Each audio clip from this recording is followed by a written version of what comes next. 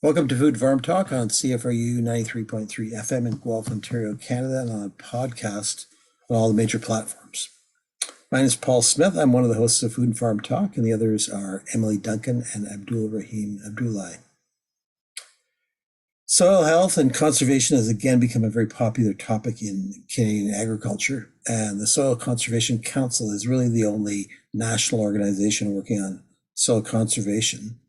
And today we're pleased to have Jim Totarchuk, the executive director of the council, to talk about the council and its work.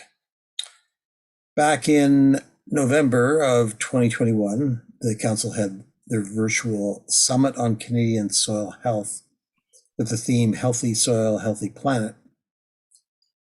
And they also sponsor the annual Soil Conservation Week in April each year. And that often has a focus on soil your undies, with that weird combination of underwear, soil, and microbiota in the soil. And that's garnered a lot of media attention and public interest in the last few years. And Jim can tell us about these and many other activities of the council. So we're broadcasting here from the treaty lands of the Mississauga of the Credit First Nation of the Anishinaabe. And please follow our podcast and our Twitter, Instagram, and Facebook accounts. So thanks for coming on the show, Jim. Appreciate your time coming in from Manitoba. Thanks for having me. And so why don't we just start with you introducing yourself a bit and talking about how you came to be with the Soil Conservation Council so listeners can understand a bit about you and your background. Sure. Well, just a little bit of my own background. Paul, I completed a master's degree in soil science back in 1982. Seems like a long time ago. And following that, I stayed at the university for a couple of years to teach and to do research. So I have those educational backgrounds and some research experience. And then in 1986, I moved to the provincial government here in Manitoba, where I worked for a number of years, and again in the area of soils and soil management. And in 1991, I moved on to working for the federal government. For those of, if anybody from Western Canada is listening, I worked for PFRA for most of that time. But all of the time that I worked for AAFC up until my retirement in 2013 was generally in the area of soils, soil conservation, and agro-environmental issues. So over the 40 years that spans, I've got a very big interest and a lot of experience in soil health management, conservation, and seeing some of the benefits that are coming from that. So that's who I am.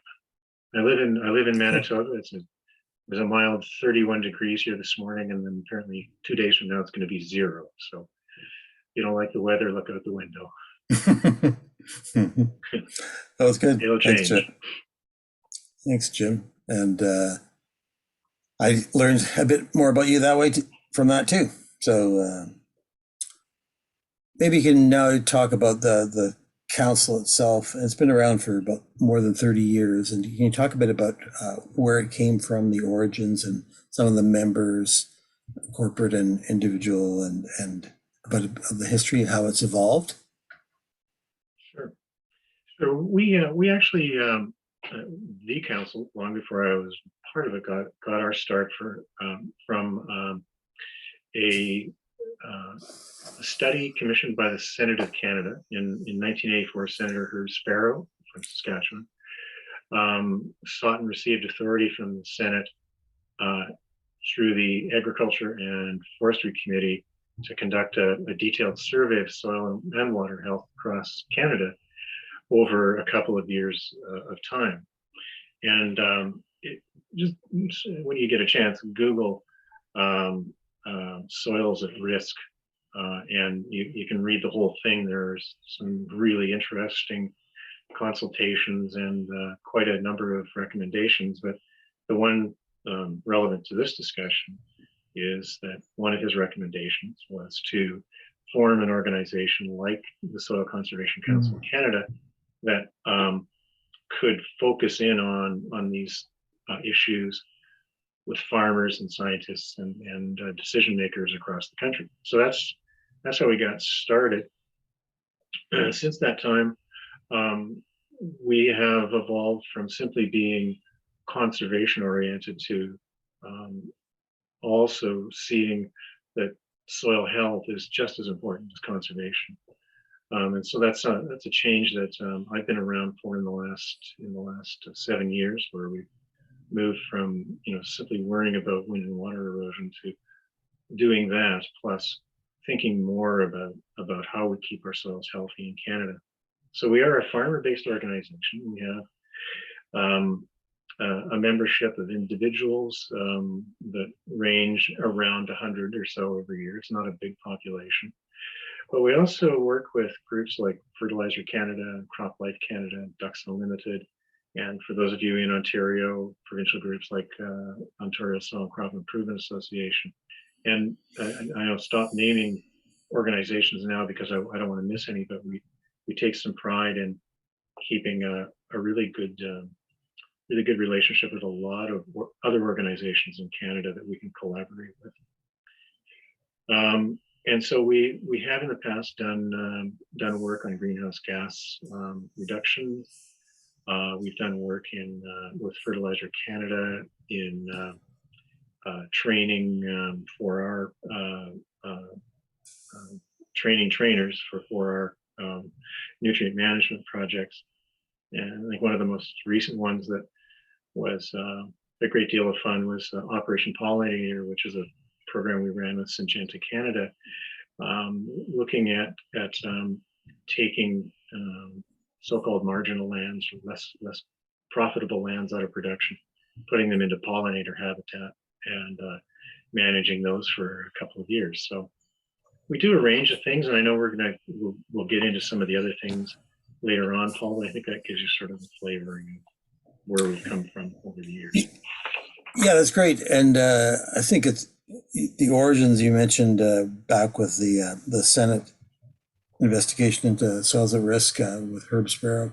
It's a really important one that probably lots of younger people, millennials and Gen Zers, wouldn't be aware of. And I always like to think of this, the current interest in soil we have now is sort of like the third wave, and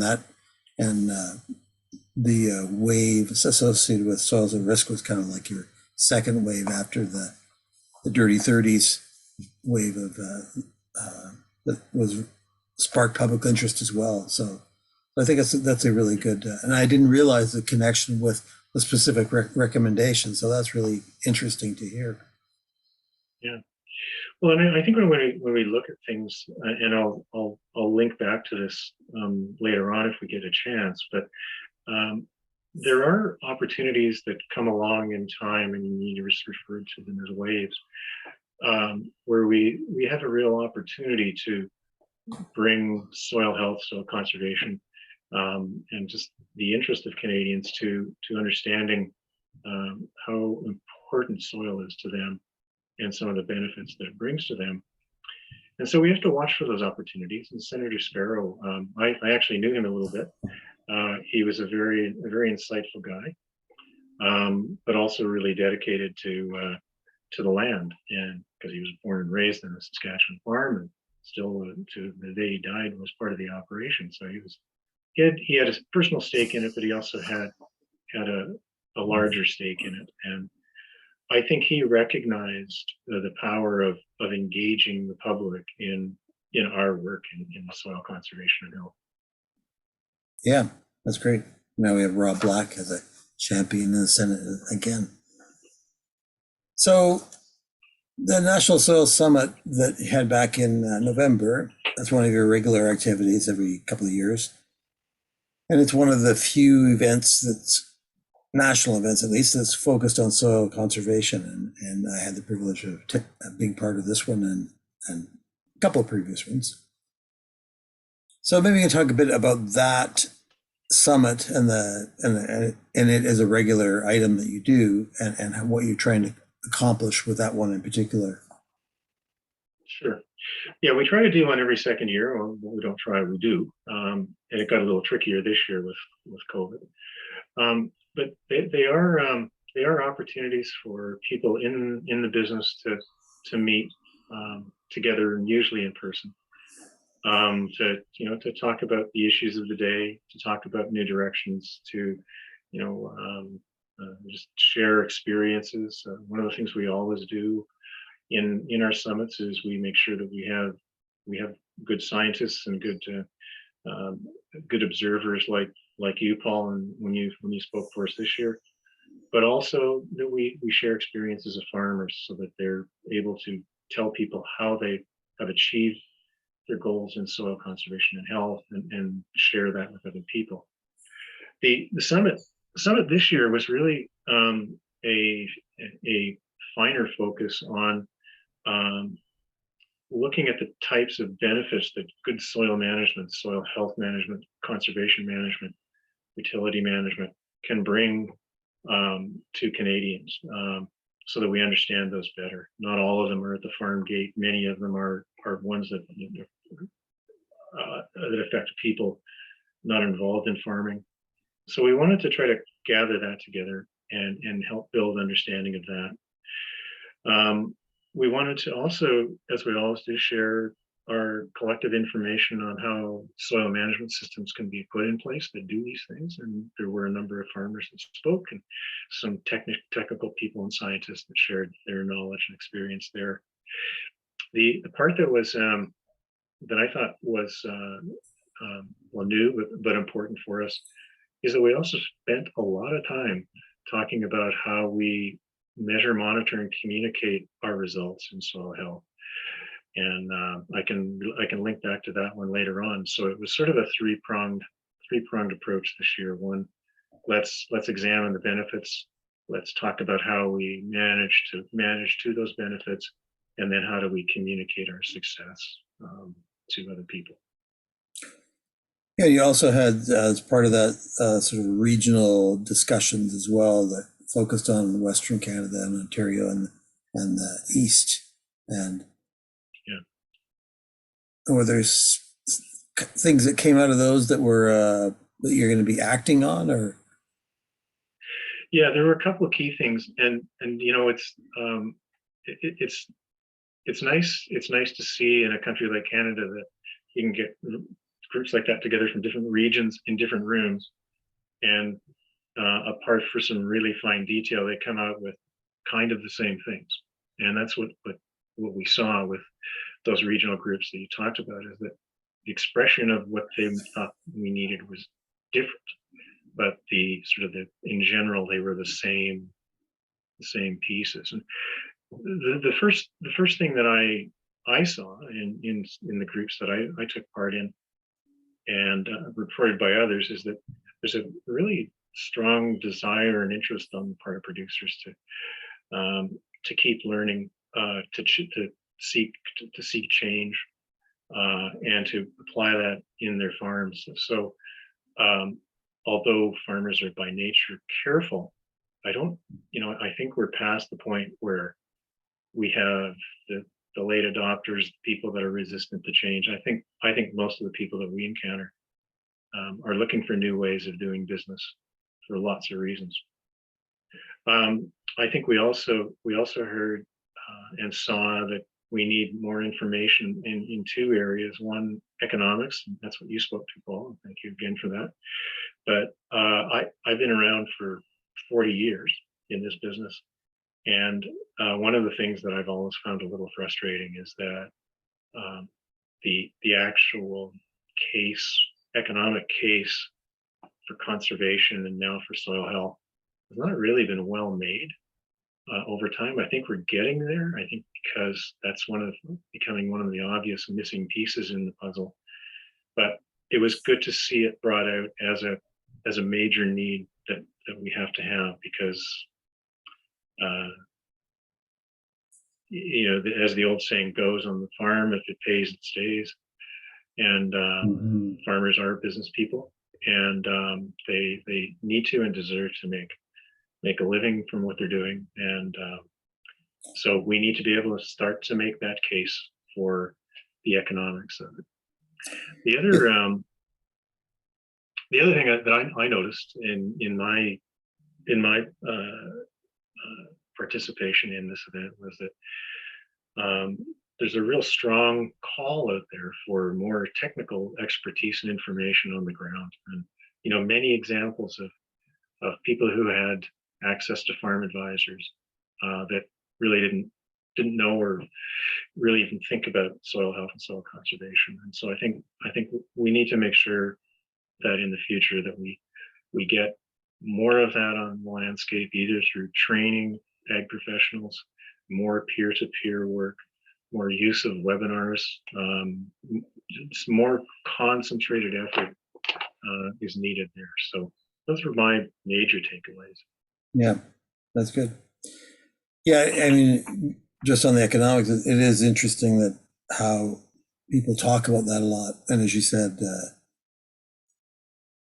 the actual empirical study of it is lagging behind some of the more scientific aspects, and how we talk a lot about it, but show me the money is kind of the expression, right? So pays it stays, and show me the money, and all those things kind of come together. And although I must admit, having just been involved in something like along those lines, as you mentioned, it is pretty slippery too, and the prices change. And so right now it's very interesting because of the price of nitrogen is so high that the case for a lot of these practices is even better than it's been for many years because of the sky high prices.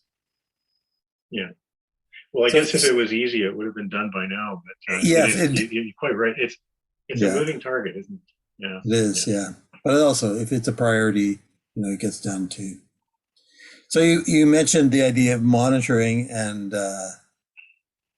technical ways of charting progress, and so one of the things that you folks publicize in the Soil Conservation Week is the Soil Your Undies test, which is sort of a lighthearted way of looking at monitoring for soil health, and that sort of captures media's attention. And I've been amazed over the last couple of years as it's been done by the council, how you kind of combine the bit of the yuck factor and the underwear and all these things, and it grabs people's attention. Like soil doesn't grab people's attention very easily, so this seems to have caught people's attention. And I do remember hearing a piece on the British Broadcasting Corporation about this Canadian initiative, and I think it was Alan Frizzle who was on the BBC at that point.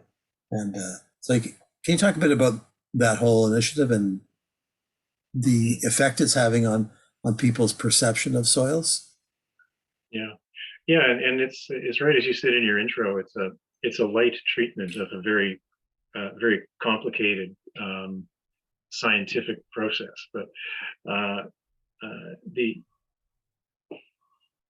sort of the science lesson here is that this is really about proving that soils are living, breathing entities, and that it really matters how we treat them.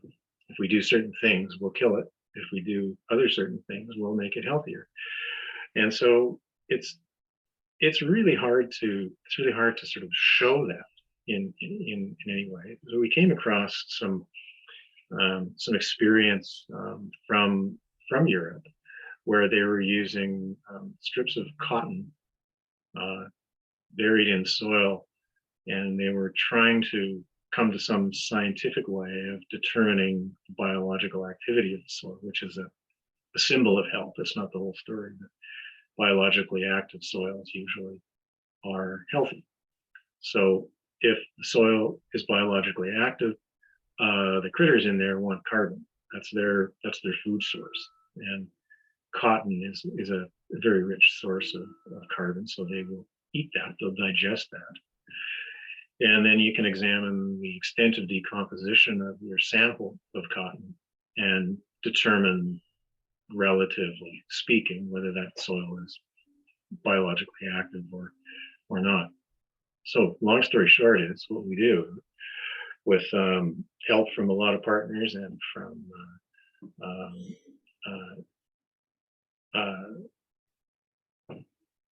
forgetting the name of the menu, Stanfields, sorry about that, can we edit that later?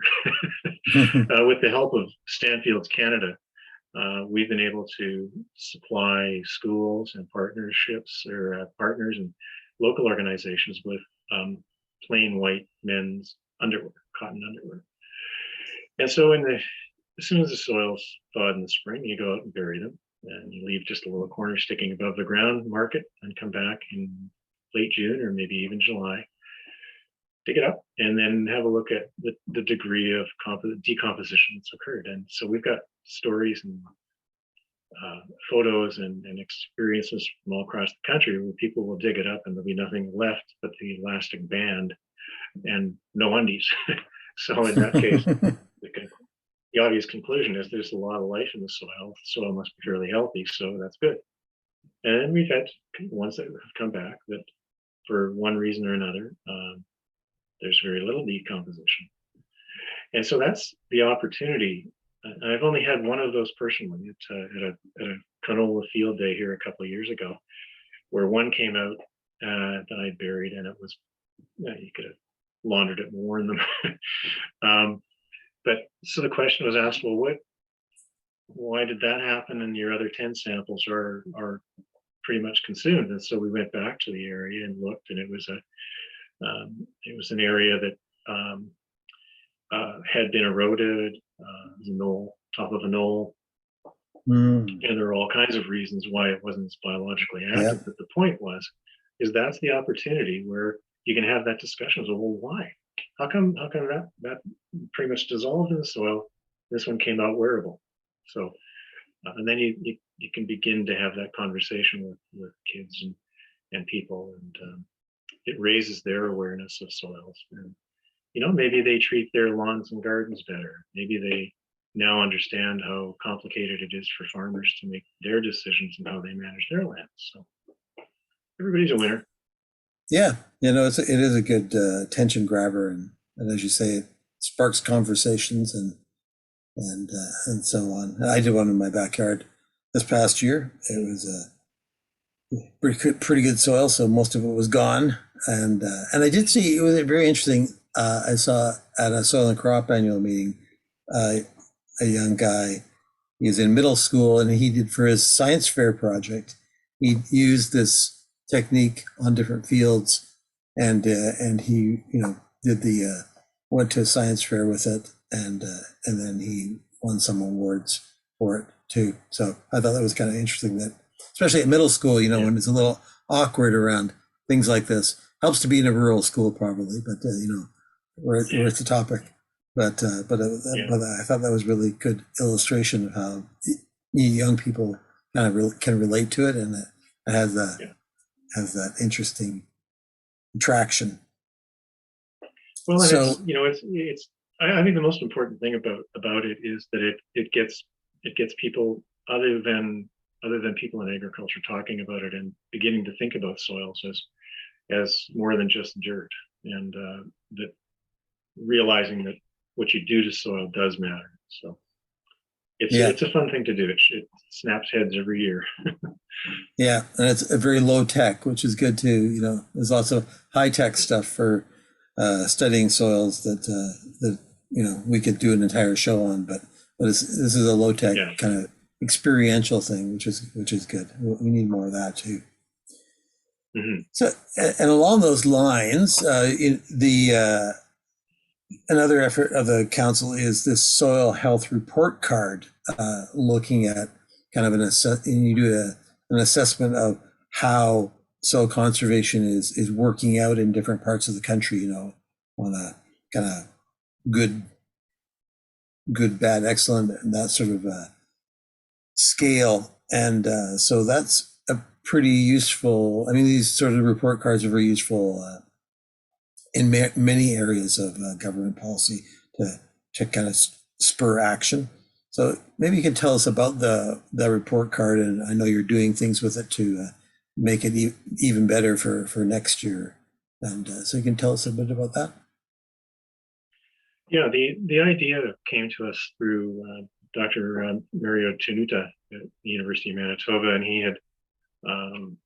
had been playing with the idea, and I think it came to him as he was looking at one of his kids' report cards, that it told us, it told a story very succinctly, and not in a neutral sense, in a neutral sort of language. And he thought, well, what if we could do this with soils in Canada? And so in 2019, we asked him to present his thoughts at our summit in Winnipeg that year, and got a lot of interest. And it was a very simple, really just a couple of observations from Mario and his colleagues across the country. They put their heads together and boldly struck out to share some opinions about soil health across Canada. And since then, we've been working with Mario and others to, well, the part I missed is that the release of that got a lot of information. Mario got a lot of calls. We got a lot of calls from media, and people were kind of interested in this. And so we thought, well, we need to do more. So what we're doing now is we're trying to do a couple of things. One is to, well, most importantly, make the information behind the scenes more robust. Because if people are going to pay attention to this, we have an obligation to make it as correct as we can make it. So we're trying to get better information on soil health, more observers, we're calling them informed observers, and build the database and try to normalize that database so that we're really making valid comparisons across regions and from year to year. And if we can keep this going for a while, it'll give us trends, and that's the most important thing. And it may not be, it's not peer-reviewed science, but I think it's going to be good enough that it will be influential in people's thinking, influential in how we can inform policymakers and program designers in Canada to do things. But it'll still be something that your grandmother can read and would understand. And it's not, like I said, it's not peer-reviewed science, but we're going to make it as close to that as we can. So more data and more people doing the observations, and we're going to be expanding the kinds of information that we're asking people. So it'll be a few years in that phase, and hopefully we get a product out at the end that really gives us the pulse of soil health in Canada. Yeah, no, I think it is the technique. The report card technique is a sort of tried and true for I know consumer groups and environmental groups do these sorts of things fairly frequently, and as you say, the media pays attention because it can be a point of talking to politicians or talking to scientists about, well, why is that, an F or a D in your particular region or province. So it's a good tool, and hopefully will spark more conversations about the whole soil health in any particular region. Yeah, absolutely. So I know in the last few years, you and I have chatted about this before, about another project you have on the go that funded called the Soil Carbon Roadmap, and that was talked about at your summit as well. So it's a really interesting project. So maybe you can outline for us what that project is and what the findings were, and what you hope to do with that. Sure. Well, yeah, you're right. It's been a long project. It's a project we've done in cooperation with the Compost Council of Canada, who also shares an interest and passion for soil health. And really, the whole point of the study was to help more people put more carbon into soil and keep it there. So enhancing soil carbon is the roadmap we were trying to build. And so we looked at a number of areas of challenge in doing that. We looked, first of all, at growing the understanding of carbon in soil, how it fluctuates and what affects it. To understand a little bit of the science of how that works, to look at some of the constraints that people have in managing to enhance soil carbon.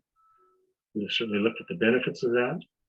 And then we looked at in the end of the study, one of the things that we looked at very closely was the role that enhancing soil carbon in Canada can have in reducing our carbon footprint. And I'll circle back to that one in a minute. But we will be releasing the full study hopefully in the next 2 weeks. We're just cleaning up some graphics at this point, but that will be on our website, soilcc.ca, very, very shortly for everybody to read.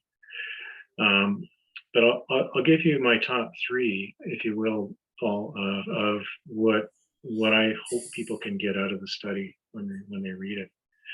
And I think the first is we have, excuse me, we have a real opportunity in the scientific information we have on soil carbon. What we found in the study is that's not the constraint. There's lots of good information there. Our understanding of the science, the biology and chemistry of soil carbon is pretty good. And so we have that understanding of how that world of soil carbon functions and fluctuates. The second thing is we have a lot of good experience and a lot of capacity in developing management plans and management practices that can enhance soil carbon. So we've got that going for us. And so if we can pull those two things together, we can see, and we did some calculations on what the impact of various levels of implementing good soil management practices would be. And if all goes well, the perfect story is that we have enough science knowledge and knowledge on how to manage soils that if we can promote it properly, we can take a large chunk out of agriculture's carbon footprint in Canada, and that is a huge thing.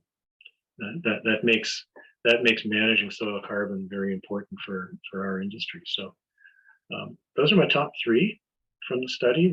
There are 11 recommendations that I don't want to go through right now, but because that would take a lot longer than I think you want to give me. But we do make 11 specific recommendations about actions that we think we need to see support this one, 2, and 3 coming together. And as I say, that will be publicly available. We're hoping by mid-February. Yeah, well, this is very topical given the focus on climate change and carbon sequestration and that by the federal government too, in terms of offsets, either regulatory offsets or voluntary offsets and so on. Are you hoping that will feed into that process? Because I know they have a protocol development process too. Are you hoping that this study will help inform that kind of work? Well, we hope it does, and not just that one specifically. The scope of our work was to look at building the roadmap, and how people use it is up to them. But it's designed for that very purpose, for people to be able to use it to fit their purpose in policy development. So yeah. It's going to be out there, and it's available for use as people decide. Yeah, well, hopefully the feds will take advantage of that.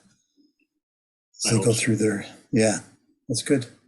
So are there any other kind of highlights from the work of the council that you'd like to point out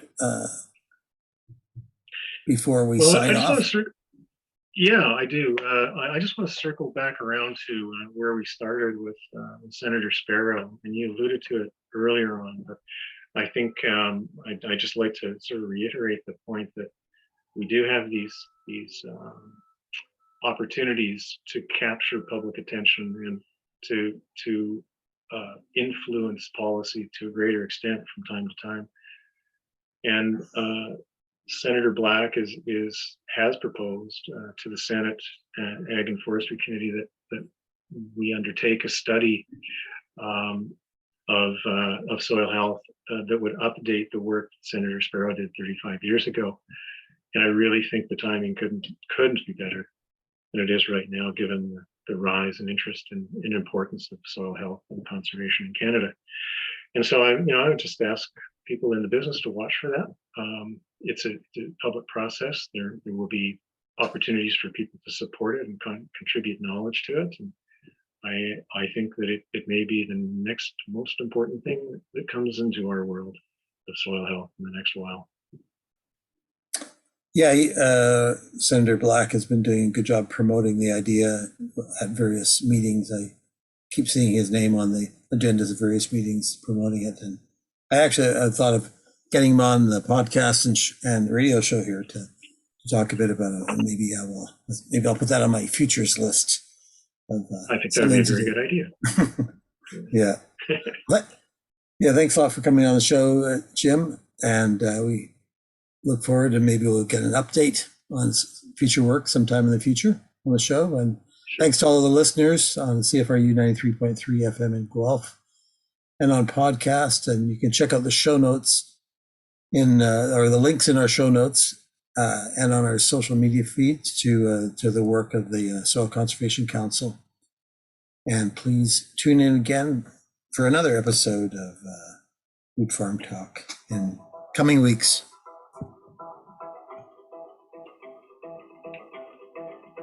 Thanks for having me on, Paul.